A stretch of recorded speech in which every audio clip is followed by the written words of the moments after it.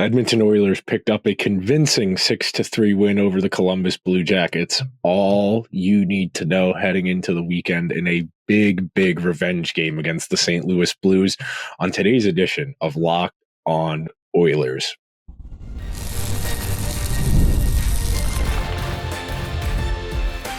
You are Locked On Oilers, your daily podcast on the Edmonton Oilers, part of the Locked On Podcast Network, your team every day.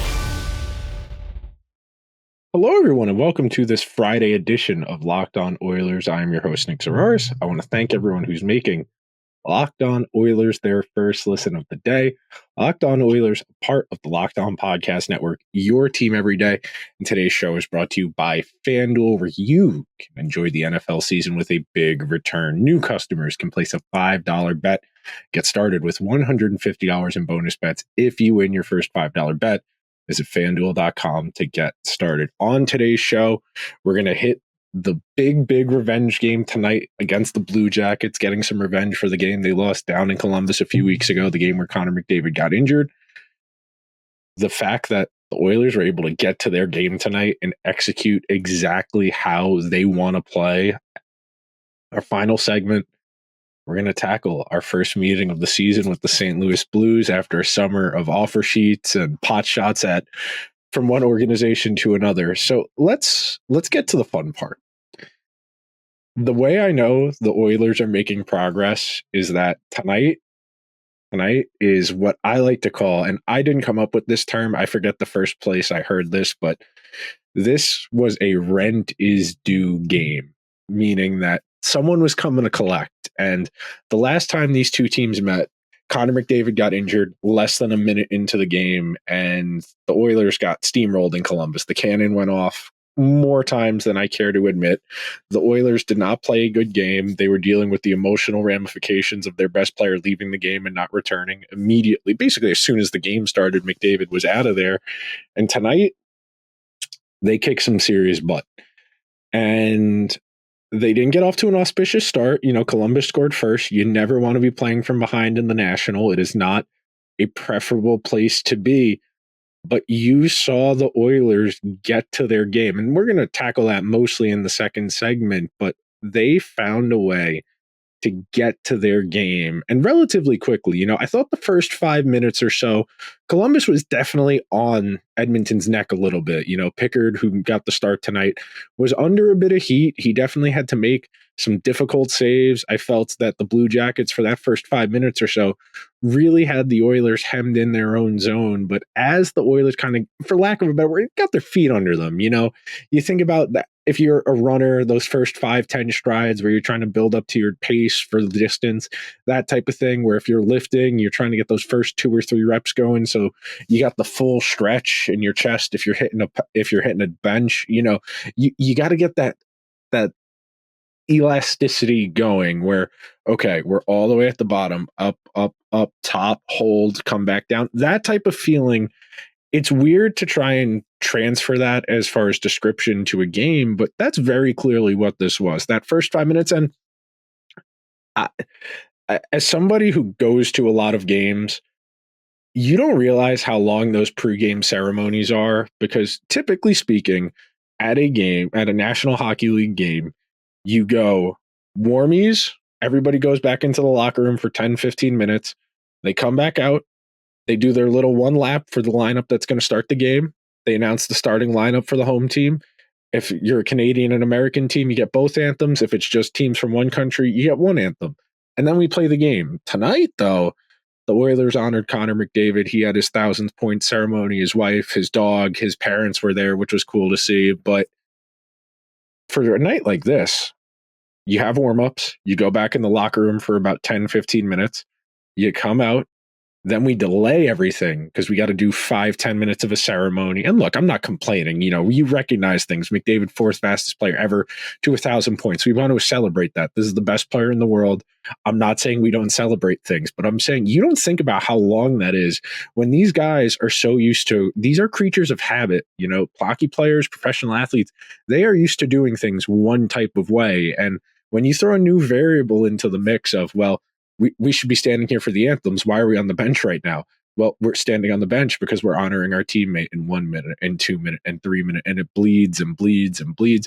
And then you've been standing there for 8 minutes, and we're playing an American team tonight. So we got to do both anthems, and that's another 5 minutes. So instead of our usual ramp up where we're ready to go, the Oilers had to stand there for another 10 to 15 minutes than they usually do. And look, that's not an excuse. The Blue Jackets are under the same conditions. They had to wait just as much as the Oilers did. But it's very clear that the Oilers got off to a bit of a slow start in this game. And the fact that both they were able to weather that storm. They got the timely save they needed from Pickard early in the game. They were able to get to their game and score. And they got as complete an effort as you're going to get tonight. And that brings us to one of the other things we have to hit on. Of course, Zach Hyman returned to the lineup. We spent a good chunk of yesterday, one of the 2 episodes we put out on Thursday, talking about Zach Hyman's return to the lineup, what it means for him, what it means for the lineup, what to expect. I also threw together an episode yesterday, if you didn't get a chance to listen, about the Four Nations face-off rosters being unveiled. Really excited about that tournament. Frankly, I could talk about it for hours and hours, but I wanted to do an extra episode this week because I was genuinely that excited about it. And speaking of that, Zach Hyman didn't make the Four Nations face-off team for Canada. And look, if there's injuries or if guys pull out last minute, I think there's a reasonable chance Zach Hyman is an alternate. I think Bob Stauffer said this on the Intermission Report on Sportsnet. He said he feels that if the Oilers had won the Stanley Cup, both Zach Hyman and Stuart Skinner would have been on Team Canada. And I don't know about Skinner based on the way he started this season. If you wanted to say Skinner over Montembeault, and you have 3 goalies who won a Stanley Cup, if the Oilers had happened to win the Stanley Cup back in June, I think Hyman there's an even stronger case that would be true, though, that if Hyman, coming off a 50-goal season, won the Stanley Cup, was close to a point-per-game player in the postseason, all of that on the ledger, Canada valued experience in assembling this roster. They picked guys who might not necessarily be having the most incredible seasons, partly because of their past histories, whether it's in international play or in postseasons. Shea Theodore, Alex Pietrangelo, Colton Parayko, Binnington, Aiden Hill. They picked a lot of guys who have won championships for their roster. When you compare that to some of the other teams, Team USA only has 2 guys. It's Jack Eichel and it's Jake Gensel. No one else on Team USA has ever won a Stanley Cup. There are a few guys littered about on Finland. You've got a few guys who are on the Panthers who won Stanley Cups there. Other than that, there's not a lot of championship experience in this tournament other than Canada. And I do think that matters to some degree. But back to Hyman. It was really good to see him involved. He scores the first goal off the rush, the type of shot that hasn't really been there for him a whole lot this year. And I think it's a good sign that he was willing to get back in the game and just let it rip. I know that I talked a lot in that episode and an episode earlier in the week about him, about Jeff Skinner, about Ryan Nugent-Hopkins, Victor Arvidsson when he does return to the lineup. We'll talk about Victor Arvidsson in the second segment too, because we got an update on him. But the Oilers have struggled to get to their game fast enough a lot of the time. They haven't really been able to prosecute their agenda, if you will. That if they were cross-examining a witness, they haven't been able to get to their point. They've been slow to the draw, and it was encouraging to see Hyman get in this game on McDavid's wing, riding shotgun, take a big rip, beat the goalie, get to feel good about his game. There's so much that gets lost in the grind of a day after day after day of a long season. And for a guy like Hyman, who hasn't had the greatest of starts to his season, to come back in this game, score that first period goal. He scored another goal later on in the game as well. But to get off on the right foot, that is a really powerful tool for a guy like Hyman, because it's a mental reset. And of course, when you never want to be injured, you never want to be away from the team. You never don't want to be playing. You always want to be playing. We see hockey players endure really grueling, painful, discomforting injuries, and they play through it because they feel like they owe it to their teammates to play through it. But for someone like Hyman, who had a rough first half, a week and a half, 2 weeks to mentally reset, to focus on the improvements he needed to make, the mental adjustments, that might have been exactly what he needed. Confidence is a powerful weapon, and Hyman had a ton of it in his game tonight. We're going to take our first break of today's show, and when we come back, we're going to talk about how the Oilers got to their game and made the Blue Jackets unbeatable. comfortable coming up right after this.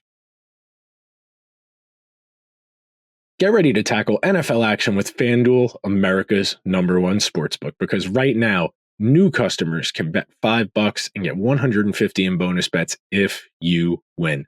The FanDuel Sportsbook app gives you everything you need to place live bets on the NFL all in one place. So when you get a hunch in the middle of the game, you can check out the latest stats, view live play-by-play, and so much more on the same page where you place your bets. Just visit FanDuel.com to get started. Barn burner in the NFL Thursday night. Packers-Lions lived up to the hype. This weekend, though, there's a clear-cut game of the week.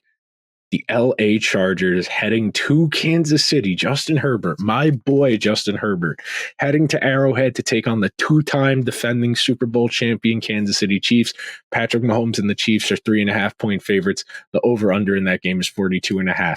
Head on over to the FanDuel app or visit FanDuel.com to join today. You can get started with $150 in bonus bets if you win your first $5 bet. It's FanDuel.com. Never waste a hunch and make every moment more with FanDuel, an official sportsbook partner of the NFL. Thank you to everyone who is hanging out here on this Friday edition of Locked On Oilers as we look ahead to a big weekend showdown against the St. Louis Blues, the late game on Hockey Night in Canada. Before we get to the game against the Blues, this is what Oilers hockey should look like. I thought, like I said in the first segment, I thought the Blue Jackets did a really nice job that first 5 minutes of putting heat on the Oilers. And when you get that downhill feeling where the ice feels like it's tilted in one way and the puck just keeps ending up in one end of the rink, it's really difficult to get out of that. But the thing that worked for the Oilers tonight, and one of the reasons they were able to get to their game, the transition game that's so reliant off the rush, they were able to execute clean breakouts. They weren't as reliant on regroups in their own zone and then building up a head of steam with the fastest player carrying the puck out. They were able to get one pass from behind their net to the half wall, one pass to the neutral zone, and go. I thought the Hyman goal gets them to 1-1. Then they start to get to where they thrive in transition as a hyper-skilled team. We know the Oilers are not going to be mistaken for the Hurricanes or the Florida Panthers or the Dallas Stars or the Darryl Sutter Flames or the Darryl Sutter Kings. This is a transition, high-quality scoring chance creating offense. They want to get into 3-on-2s and 2-on-1s where their superstars can manipulate the defense or the goaltending into making mistakes. I thought the Oilers did a fantastic job of using their speed to create opportunities to score. You saw it in the fact they were able to create 4 power play opportunities. I know one of those is technically a bench minor because it was a coach's challenge that failed for Columbus, and that's ultimately what got Edmonton a power play goal there. And that was something else I wanted to hit on as far as getting to their game. The Oilers' recipe includes that special teams dominance. You know, the Oilers, for as talented as they are, their style of play is difficult to replicate over and over and over and over again. That's why you need a little bit of diversity in your talent. That's why in an ideal world, you have a fourth line that can play low event hockey. You have a third line that's capable of playing a bit of a cycle game to slow the game down, to give your defense a break, because you're not going to ask McDavid and you're not going to ask Draisaitl not to create offense to give your defense a break. If anything, you're going to tell those guys play even faster to try and tire out the other team's defense, and we'll figure out our own defense. And look, that there are always going to be trade-offs when it comes to chance creation. In hockey, you're going to have to give up some defense to create some offense. And that's the formula the Oilers thrive on. When they are able to get to a lead, that is where they start to pick you apart. Because once you are trailing in a game against this team, their forwards start to cheat up in the defensive zone and put more pressure on the defenseman who might happen to have the puck on the blue line. Or if the other team does have the puck, those defensemen on the other team in the Oilers defensive zone, the other team's defensemen, they're going to start creeping closer and closer and closer to the net because they're trying to facilitate offense. They're trying to make themselves available to receive a pass, to get into a shooting lane, to potentially create a one-timer. And when you're playing the way Edmonton does, you're able to interject. You're able to get sticks in those lanes and force a pass somewhere it doesn't want to go. Or if you're playing it right, you're able to force a turnover below your own goal line. And because the other team's defensemen are creeping down, your forwards have the opportunity to break the other way. This is where Connor Brown makes his money. This is where Matthias Janmark makes his money. Of course, this is where Connor McDavid makes his money. When you are able to use your speed and take advantage of those situational plays where the other team is creeping down lower and lower in your defensive zone, you're going to have the chance to create a 2-on-1 or a 3-on-2, and those are more valuable scoring chances. And when you play with a tempo, there are drawbacks. You see it from time to time where it does put a lot of stress on the Oilers defense, but because it creates this kind of snowball effect, if you will, when the Oilers get to their game, because we know individually on a talent level, the Oilers defense is not all world. This is not a group that is littered with elite NHL talent. There are a few functional guys. There are two really good defensemen. There's a really solid defenseman. And then there are guys who are very indeterminate what you're going to get on a nightly basis in Emberson, in Darnell Nurse. And look, I want to be fair. Nurse was a lot more involved tonight. I thought he had a pretty solid game. I think Emberson, playing with Kulak on that third pair, has really kind of brought the temperature down, and the defense has started to settle in. And the ideal outcome for the Oilers is a game like tonight, where they are able to absolutely dominate in possession. The first period, they outshoot Columbus 13-9. The second period, they outshoot them 16-7. And the third period, they outshoot them 8-6. They outshot them 37-22 for the game. If you put Calvin Pickard in a situation where he's only going to face 22 shots on goal, most nights you're going to be okay. And the goals he did concede, you can't complain. You won the game started by your backup goalie. I always say, if you're a good team and you have legitimate Stanley Cup aspirations, if your backup goalie can win 12 to 15 starts, he had a great season. And Pickard's well on his way. He's sitting at 6-3 after tonight, if I remember correctly. And I don't want to say the Oilers have a goalie situation, because they don't. We know Stuart Skinner is the bell cow starting goalie, but if the Oilers can play more like they did tonight, where they didn't spend a lot of time in their own zone, and when they did, they were able to get out clean, they were able to get to the rush, they were able to create offense, and they were able to put pressure on Columbus, because that's the key to the Oilers as a team. If they are putting heat on the other team and they are the ones who are making the other team play defense, that's where they start to pick you apart. They were absolutely great in transition tonight, and it's been a while since they've been able to have one of these signature games. And the fact you were able to do it against a team that beat you the first time around in convincing fashion on a night you were honoring Connor McDavid, it's a sweet feeling. It's hard to get excited about regular season wins against teams that aren't going to be in the playoffs like the Blue Jackets, but you checked a lot of boxes tonight as far as a win to feel good about if you're a fan or if you're a guy on that team. If you're Zach Hyman, you feel ecstatic that you got 2 on the sheet tonight, because coming into tonight, you only had 3. You almost doubled your goal count for the season in one night. We said coming into today that if Hyman had played at his career averages, he would have had 7 goals at this point. He has 5 now. So he's due for some offense, and there will be an uptick in offense, I think, for the team on a team-wide level, just because you look at these shooting percentages and the save percentages over the course of a whole season, it's not going to stay that way. There's too much talent here. The Oilers' power play is going to get absolutely humming. That's going to fix it. And I just think the goals have to come for Hyman, for Skinner, who had a talk tonight as well. You get those, and then you get the supporting goals. You get an Ekholm goal, of course.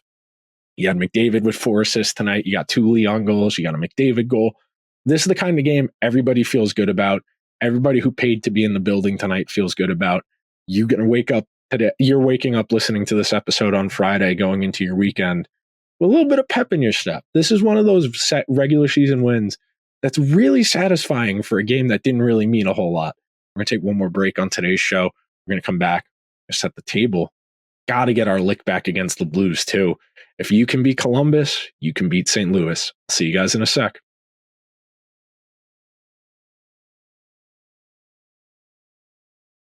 thank you to everyone who is starting off their weekend right. I know if it's Friday, you're at school, you're at work, whatever, but you're heading on into the weekend with a little bit of juice. And these Hockey Night in Canada games, the 10 o'clock puck drops, these are exciting. These are typically the games I have to annoy the bartender to put on when I'm out on a Saturday night. I have to explain to them, well, no, you have ESPN Plus. See, this is a smart TV. We're watching the game we're watching right now on a smart TV. You can put this on. You have ESPN Plus. I promise. I've been here before and typically spent a lot of the Saturday night watching the late game, watching the game. And my friends tap me on the shoulder. Do you want to contribute to this conversation? No, I'm watching the game because gotta do my job here. I gotta be watching the Oilers. Okay. It's time for my spiel about getting your lick back against the St. Louis Blues.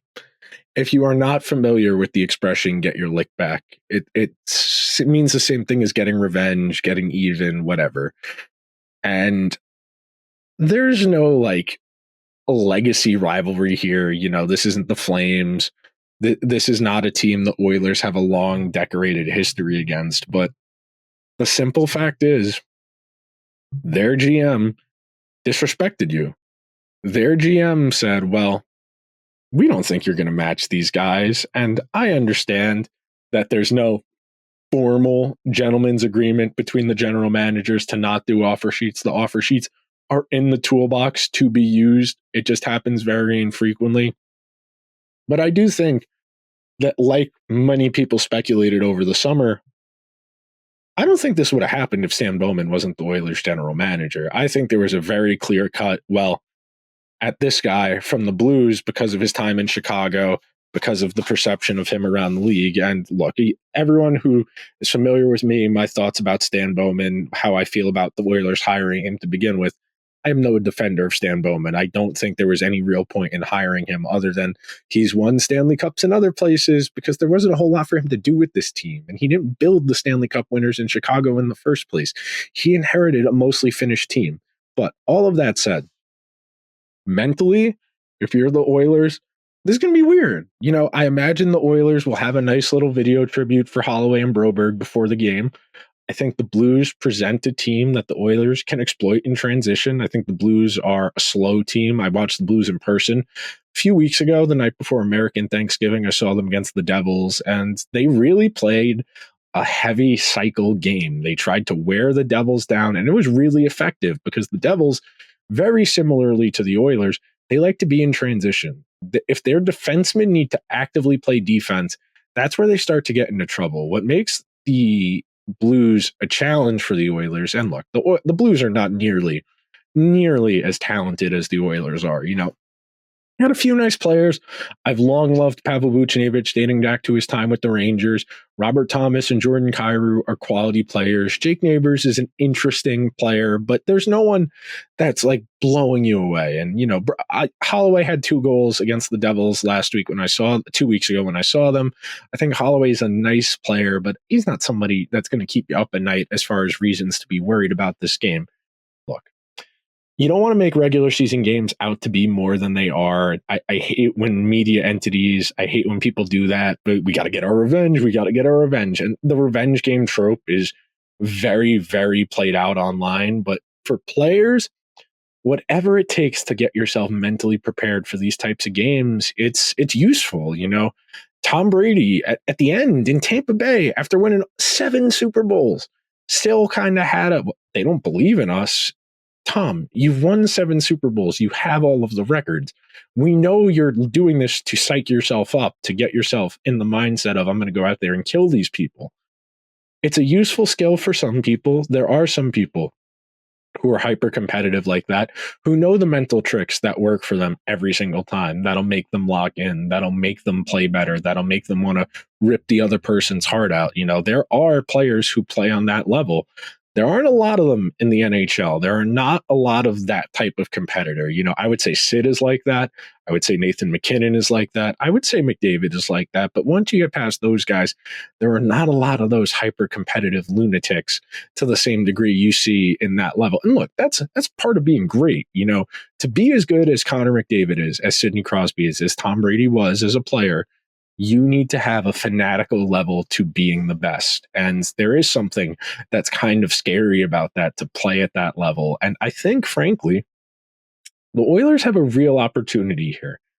I felt they played one of their best games of the entire season in that loss to Vegas the other night. They played really well tonight. They got to their game. They got to their game quickly. They got goals from guys who've had slow starts to their respective seasons in Skinner and Hyman. Hyman had 2. I don't know if Zach Hyman's feeling snubbed from Team Canada, but on the off chance he is, and he goes on a crazy shooting bender, I wouldn't complain. I would not complain if Zach Hyman really wanted to get going and really figure out why he couldn't score those first 20 some odd games or whatever. But it's a Saturday night. It's at home. You are playing a team that disrespected you, that thinks they don't need to respect you. Go out there, teach them a lesson. Go hang a 5 spot on them. Make Jordan Binnington throw a temper tantrum. Win the game. We don't need to do carnival stuff. We don't need carnival stuff. We don't need to take runs at anybody. We don't need to hit anyone. Win the hockey game. Winning is the best revenge. Winning is the best cure-all.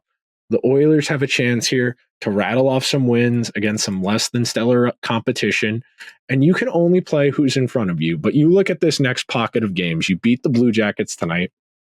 You've got the Blues on Saturday. Then you have Tampa Bay, Minnesota, Vegas, Florida, Boston. That is a really tough 5 games. 4 of those 5 are at home, which is nice. You do have to go to Minnesota there at one point. But then after that, you got a nice reprieve. After that 5-game grind, that's a little tough. You got San Jose, Ottawa, the Kings, the Ducks, Utah, Anaheim, Seattle. So you're going to have to play reasonably well in the 5 games after St. Louis. But after that, you get a nice reprieve. The Oilers definitely still have work to do, as we've been establishing over the last few weeks. It's not just winning, it is continuing to play better over a number of weeks and raising what our baseline is.